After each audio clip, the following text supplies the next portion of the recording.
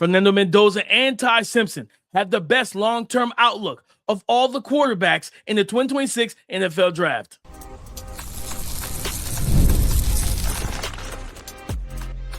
You are Locked On NFL Draft, your daily podcast covering the NFL Draft. Part of the Locked On Podcast Network, your team every day.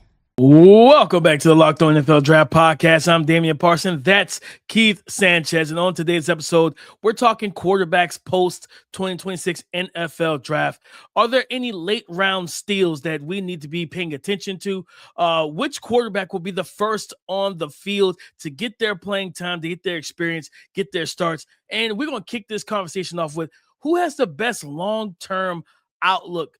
Keith, is it only Fernando Mendoza, or is there another quarterback that has the best long-term outlook from the 2026 NFL Draft, in your opinion? Yeah, I want to start this conversation, DP, by outlining why we're doing this episode, right? And it's because evaluating quarterbacks, right, doing NFL Draft and then tying that into NFL success, we understand, and we always talk about this on a podcast, that situations matter. Right, like where you go matters as a quarterback. So we decided to go back, evaluate where people were placed. Right, there's a reason why Caleb Williams, people had concerns about him his rookie year. Second year, they go to the playoffs. Right, like just so many different quarterbacks and situations, and they have success. So we wanted to discuss it from there because this is very important. Right, almost as high as you get selected. The more important thing is where you get selected, right? What situation do you go to? And that's Sam Darnold, Baker Mayfield's, right? All of these reclamation projects we've seen because they've been in bad spots and they go to good spots. But with that being said, DP, Fernando Mendoza with the Las Vegas Raiders, right? We said good situation. Kirk Cousins, Tom Brady's in the building. He doesn't have to play right away. And we've seen, right? They have the opportunity. They did it in free agency and they did it in the draft as far as revamping one, the offensive line, and then two, trying to go get some playmakers here and there too. And you play Fernando Mendoza when he's ready. To answer your question about is there another quarterback? Yes, Ty Simpson. Ty Simpson is in a great spot, and I know people have been critical of this situation. People say, why did the Rams do it? It makes way too much sense. How many times do we think the Rams, you're talking about a combination of Sean McVay and Les Snead, are going to be picking towards the top of the draft? They're not. That pick was the Atlanta Falcons pick because the Atlanta Falcons were bad, right? Their pick was pick 29, which meant they were not getting Ty Simpson. Then I look at it from the perspective of you get a young quarterback who showed flashes of talent, right? We said that he fits perfectly with this scheme. That's why there's certain teams, DP, we called out in the pre-draft process. We'd be like, hey, this would be a really good spot for him. So he gets to sit down. If Matthew Stafford wants to play one more year, he'll play one more year. If he wants to play two, he can play two. And I doubt he'll play three, but if he wants to go three, he can play three, right? But you get to soak up so much knowledge from just Sean McVay and Matthew Stafford in that combination. I think it's a home run. I have all the faith in Les Snead as a general manager, right, to keep me surrounded with weapons. He's shown that he's willing to go against the grain to get me offensive weapons, right? Well, to get a quarterback offensive weapons and do what he has to do, whether that's trading for him, whether that's giving him contracts, whatever it may be. So Ty Simpson, along with Fernando Mendoza, is in a great spot. Yeah, I agree with you on that too, kid. I think Fernando Mendoza, in the best spot right now, considering like, hey, he doesn't have to start. You got Kirk Cousins, and we'll get into our over at Bleacher Report. We did the way too early 2027 mock draft, but yeah, if things go, for me, I think it's a simple situation of people wonder, like, why didn't they get a receiver? Why didn't they add more pass catchers and playmakers in the draft? I'm like, I think I got an idea why, guys. Like, hey, we want to be competitive, but not win games in year one. And they secure a top 10 pick with Fernando. They already have their quarterback. They got their running back. They got their star tight end. And you're looking at a combination of Jeremiah Smith, Cam Coleman, Nick Marsh, a litany of receivers that they can go to get their number one guy that would be easily the number one guy in this class. Two of those guys would probably be the number one guy in this class if either one of them were in there. So they can wait. They can allow the young, and they got to see what they have the young players. Deontay Thornton, Jack Besh, but there was only 30 catches caught between the two of those young guys last year. Let's see what they have, right? I think Jack Besh matches what that Clint Kubiak offense asked for their receivers. A lot of crossing routes, over routes, things like that. And he wins as a yak threat and whatnot. And then of course you got the top end speed of Deontay Thornton. So from Mendoza, you get to learn and watch a guy who, if I remember correctly, Kirk Cousins' best years came with Cade Klubnik as the OC calling plays. Can I jump in too with this point? It's that if I had to pick like a mentor for Fernando Mendoza from a personality standpoint, probably be Kirk Cousins, right? Like personality wise, like they might, whatever language it is, DP, they might speak the same language, right? You said as far as personalities, like they're just different type of guys, but it has nothing to do with the talent. But I think as far as just being able to relate, huge, right? Like big time situation. And I think it should be a seamless transition whenever it happens. So that's why I say best long-term outlook. Even with the Rams, DP, I wanted to make this point too with Ty Simpson is that, because when you say people being critical about them not going to get a receiver, same thing with the Rams, people being critical about them not going to get a receiver. Les Snead is willing to trade a pick to go get a receiver, right? So if we get halfway through the season, he's gonna sling 2 tools. That's second round. Them day 2 picks probably going. They're getting shipped FedEx, priority shipping immediately. He don't mind knocking on the Dallas Cowboys door and saying, "All right, just give me George Pickens. I'll figure out the rest later." Right. So I think it's a good situation. I think those 2 quarterbacks. I don't know of your opinion. I think they by far probably had the best 2 spots, which is rare that the top 2 quarterbacks went to really good situations. Yeah, I mean, when you really think about these quarterbacks and where they landed, those guys fell in the right spots. They fell in the schemes that fit them. They will have talent around them. They all have offensive-minded coaches. Now, of course, with Ty Simpson and how, the disposition of Sean McVay, how that looked right after the pick was made, it felt like, he came back and said, listen, Les Snead's my guy, blah, blah, blah. Ty Simpson's come out and said, yes, I had a secret meeting pre-draft with Sean McVay. We were trying to keep that under wraps. I don't know what's going on in LA about that situation, but like if Ty Simpson, you're hoping, man, that Sean McVay doesn't just gets upset or hold on to that frustration of not getting the play, because they are in win now mode. And I understand that. Right, like you're trying to beat the Seahawks. Like the Seahawks is a team that won a Super Bowl in your division, and they beat you to get there. Right, so of course you want to get over the hump, beat them, and get back to the Super Bowl, especially with Matthew Stafford. Because what you don't want is like an Aaron Rodgers situation when they drafted Jordan Love, and Aaron Rodgers that was the same thing. Aaron Rodgers wanted a first round wide receiver, and they drafted Jordan Love. Was like, nah, we're okay. We like the guys we have, right? So I think for them, it's like for Ty, you're just hoping that, hey, he doesn't retire. He's still here, because if Sean McVay is coaching this offense, Puka Nacua is running it as wide receiver 1, they're going to find receivers over the next 2-3 years to reset the depth chart. And from a salary cap standpoint, they're going to find probably 2 or 3 young wide receivers that they input in this offense to complement Puka, and it's going to be just fine. So I think those 2 guys are definitely in the right spots, Keith. I would say, looking at the rest of these quarterbacks, I would probably lean, I think long-term output, I would say Drew Allen. I think Drew Allen's in a really good spot. I think he's in a great spot because he's drafted by the actual head coach that's not the new head coach in his first year. And after last year, no, not even after last year, after the last 2 or 3 drafts, I'm trusting the offensive-minded head coach that drafts his quarterback. Whether it was Sean Payton getting Bo Nix, right? And we were like, I don't know if Bo Nix is a top 15 pick. Then he lands with Sean Payton. It was like, you know what? Landing spot, right? Tyler Shuck, people were like, absolutely not. He can't go second round, have a 3rd round grade on 4th round grade. People say how bad he was. Goes to the Saints, and he pairs up with Kellen Moore, and then the young man looks like their potential franchise quarterback. I'm going to trust the offensive head coaches that draft their quarterback because they know something a little bit more than we do. So I think Drew Allen, because I think he's going to have the chance to develop and also take the coaching behind the scenes that he needs. Yeah, no, I could see that too. And I think that situation will be, when we talking about long term, he's going to get the like, let's say Aaron Rodgers comes in, right? And Aaron Rodgers might not be down for teaching them. We'll see, right? We'll see how it goes, right? Just rumors, but we also heard that Aaron Rodgers was really great with the Pittsburgh Steelers, right? So he may be down to it's like, listen, I'm on my last leg anyway, right? I'll give you all the knowledge so you get to learn just different things, rules of the trade, stuff like that, and then get to step in. And like we always, we talked about being the hometown guy and everything else. All of it kind of fits for that. So I didn't think about that one. But I agree with that because, like you said, Will Howard being there, and I told you I thought they were very similar quarterback prospects.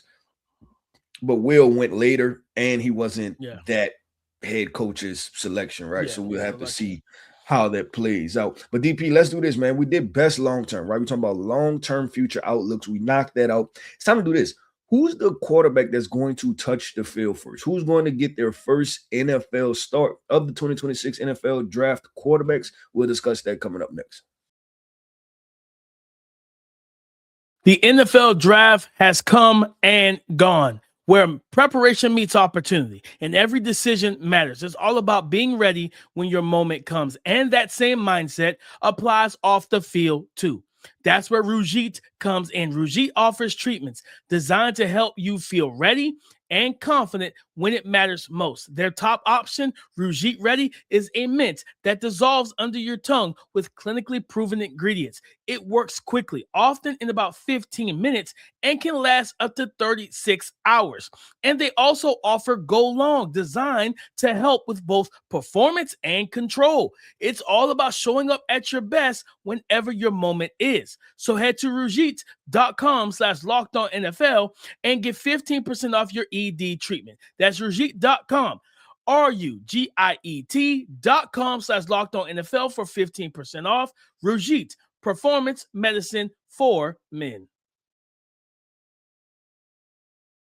First quarterbacks that will touch the field, getting their first starts from the 2026 NFL draft. Keith, is it Fernando Mendoza? Like, with Kirk Cousins being there, there's been some discourse. People thinking, hey, like, how many times we've seen this story? Like, it was like, yeah, we drafted first overall pick, and then we got a veteran there. The veteran's going to see the field for the whole season, right? I think the last one that actually did that was Baker Mayfield. For the most part, Baker and like Pat Mahomes were the ones who actually got the benefit of sitting for a decent amount of time.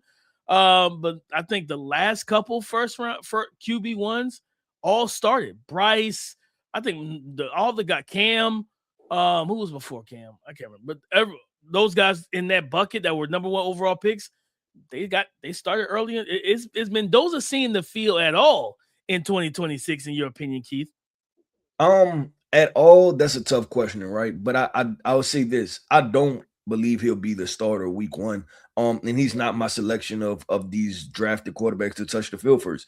I think it'll be. I think I have 2 or 3 quarterbacks that may touch the field before he does. I lean into, and I'm gonna get into answering the question. We'll get into answering the question of who's gonna be the first on the field, right? But just breaking down this Raiders situation, DP, there are those guys in the NFL who zig when people zag, and then there's people that zag while everybody's zagging because they're afraid to go against the status quo. Yes.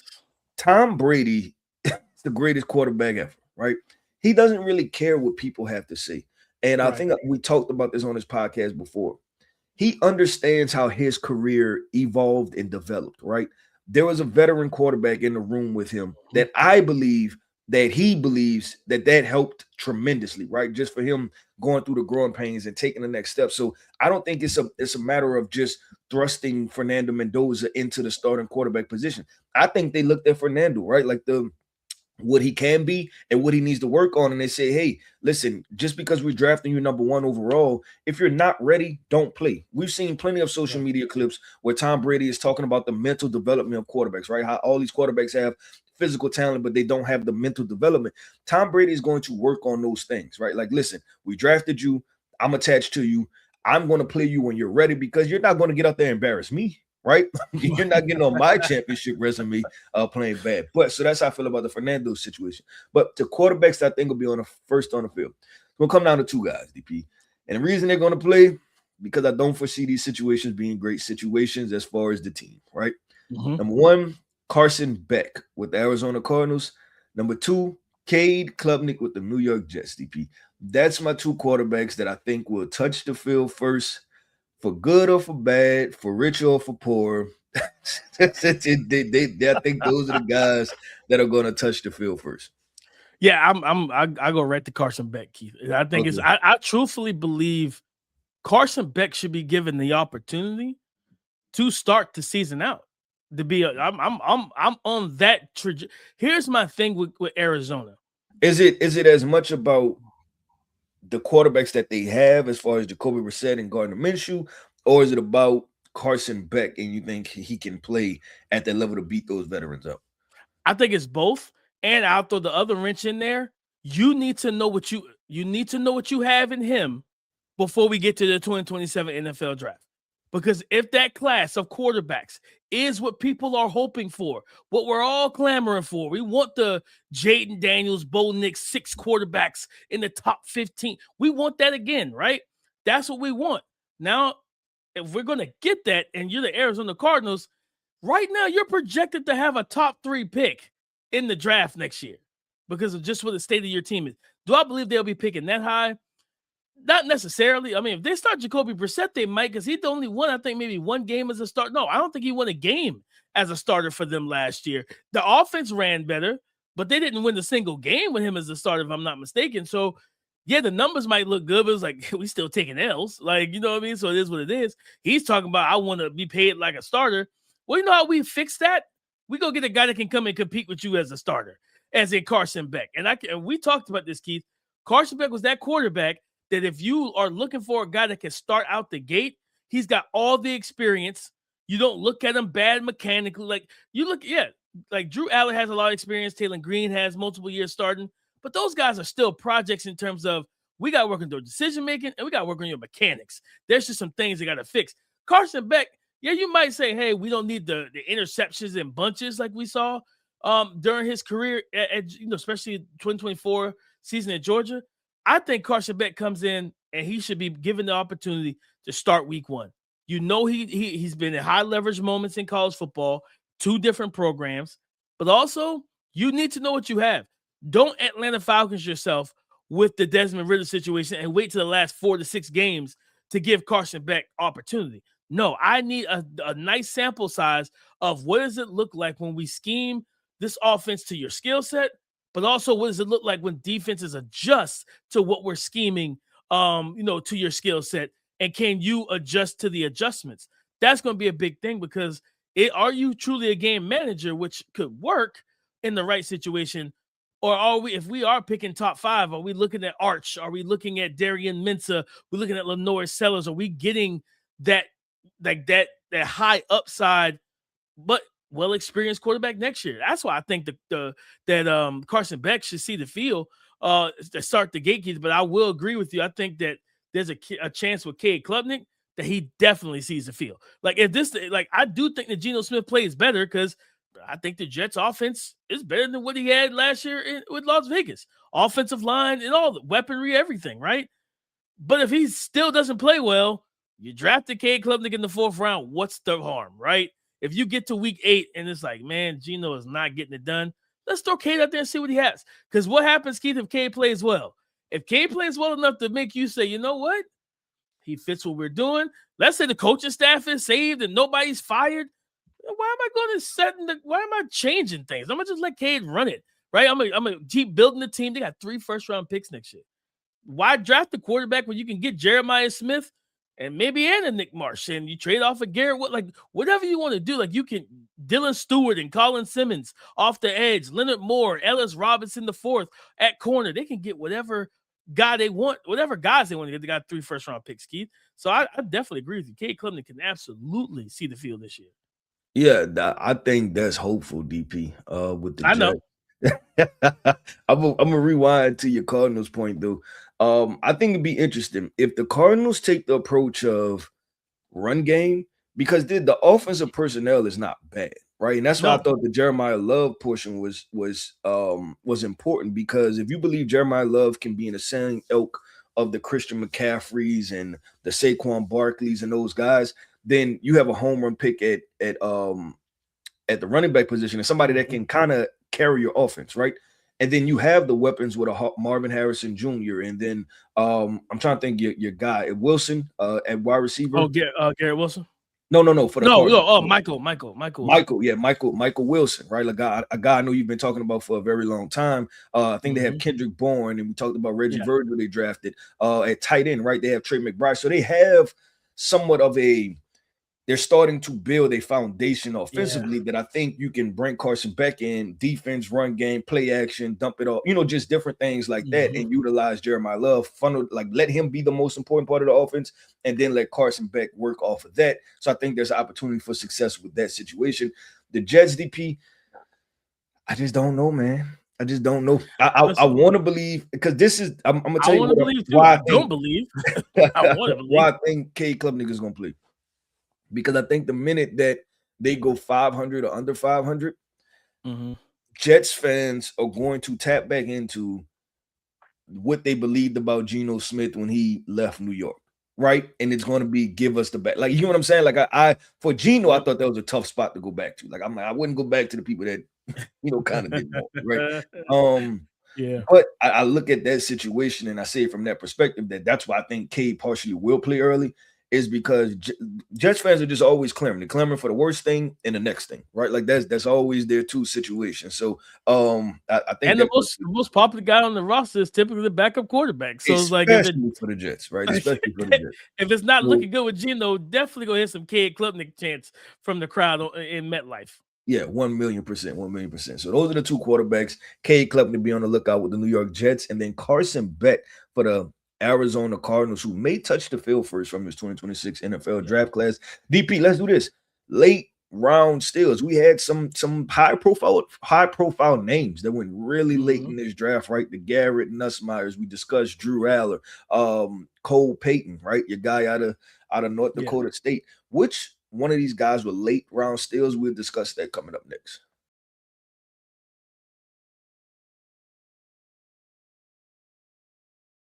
Thank you for making Locked On NFL Draft your first listen of the day. Thank you for making the Locked On Podcast Network, number one sports podcast network in America. Is all because of you. Late round quarterback steals from the 2026 NFL Draft, Keith.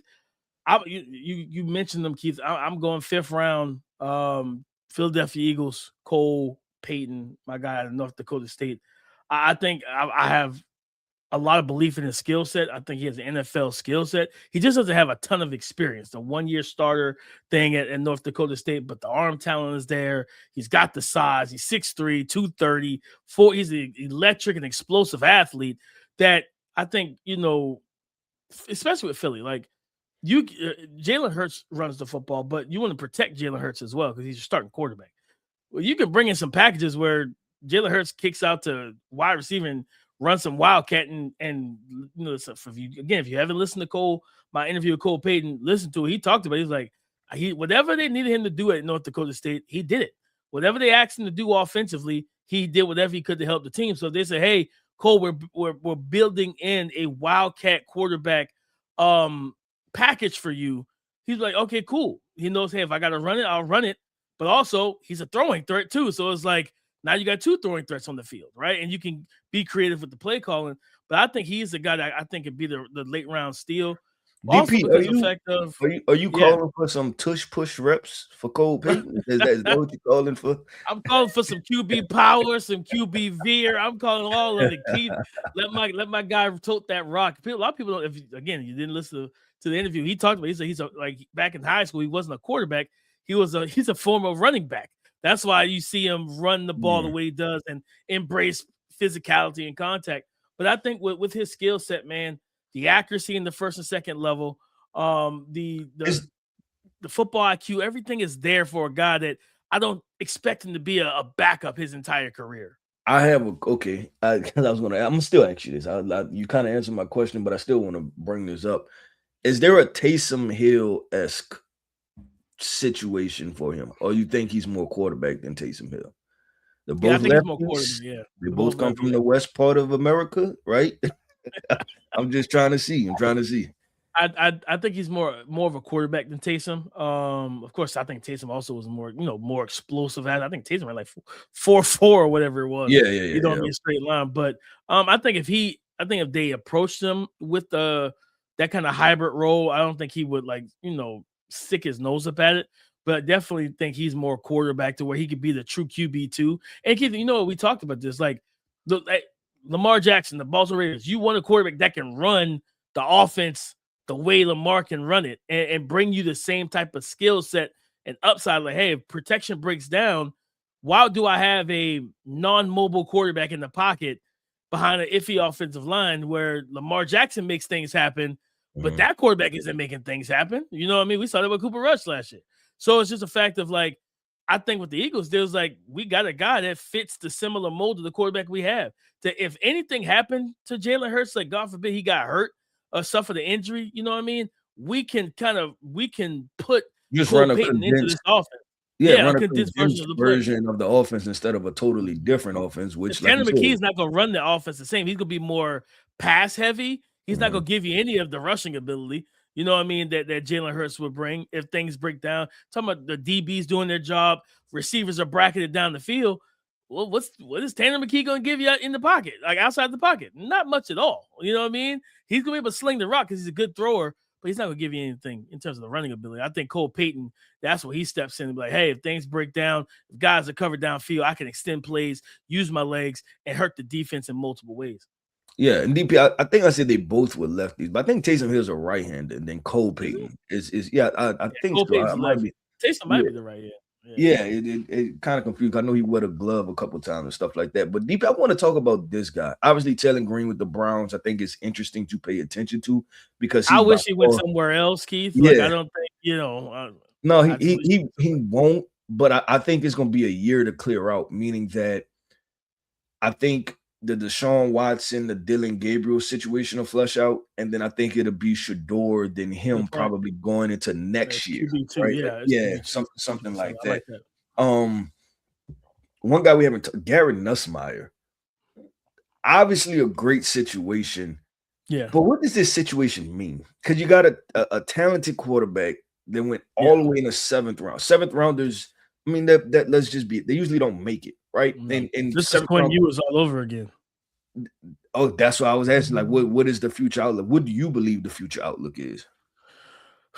The future outlook for we him, can be excited about it, right? But if it's not there, it's not there. I mean, yeah, you got drafted. The crazy thing about it, Keith, I feel more excited for his present outlook, like because the fact that Mahomes coming off the ACL, like, do they tell Mahomes like, hey, we know you want to play, but we need you for the next 7 to 10 years, like, or 15 potentially. We need you for as long as you want to play before you retire, because I believe he could play into that range of 40 and 42, like Tom Brady and Drew, and not Drew, I think played like 38 or whatever. But Aaron Rodgers still playing, at 40 years old. I think Mahomes could do the exact same thing. I think he has the mentality to do the exact same thing, right? To put himself and solidify himself in that GOAT status and try to win as many championships as possible.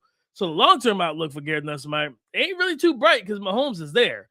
But I think the present situation could be pretty interesting, Keith, because what if he gets to training camp and he plays well in training camp? He does well, impresses Andy Reid and the coaching staff to where, hey, doctors just we want to really roll Mahomes in slowly into the 2026 season, and Garrett Nussmeier could probably be fighting for that QB1 spot with whoever the vet is on that roster. Well, I didn't look at Justin Fields.